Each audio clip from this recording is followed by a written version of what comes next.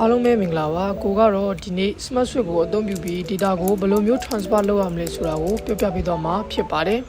ပထမဦးဆုံး Smart Switch app ကိုဖွင့်ပါပြီးရင် data ပို့မဲ့ဖုန်းကို send from this phone နှိပ်ပြီးလက်ခံမဲ့ဖုန်းမှာတော့ receive on this phone ကိုနှိပ်ပေးရပါမယ်ဒီနေရာမှာကိုတို့က wireless ကူးမှာဖြစ်တာကြောင့် wireless ကိုရွေးပေးရပါမယ် QR code ပေါ်လာရင်အခုလိုမျိုးစကန်ဖတ်လိုက်ပါမယ် connect စလုပ်နေပြီပေါ့နော်ဒီနေရာမှာရေးကြည့်တာက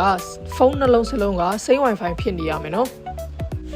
data session လောက်တာကိုအကိုတို့က 100% ပြည့်အောင်ခဏလောက်တော့စောင့်ပြရပါမယ်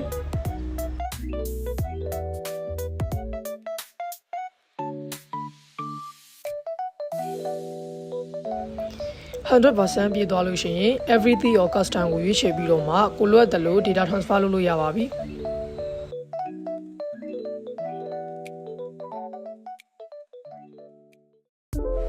iPhone က data တွေကိုလည်းအကိုတို့ Samsung ဖုန်းတွေစီကိုဘယ်လိုမျိုး transfer လုပ်လို့ရလဲဆိုတာကိုပါထပ်ပြီးတော့ပြောပြပေးပါမယ် Smart Switch app ကို iPhone ထဲမှာ download လုပ်ဖို့မလိုပါဘူးเนาะအကိုတို့ Samsung ထဲမှာရှိတဲ့ Smart Switch app ကိုဖွင့်ရပါမယ်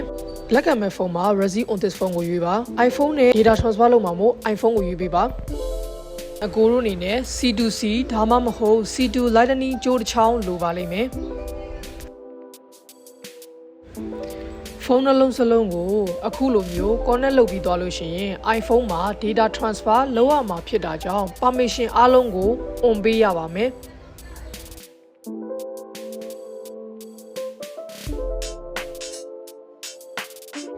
100% ပြည့်သွားရင်တော့အခုလိုကိုလိုအပ်တဲ့ data တွေကို transfer လုပ်လို့ရပါပြီ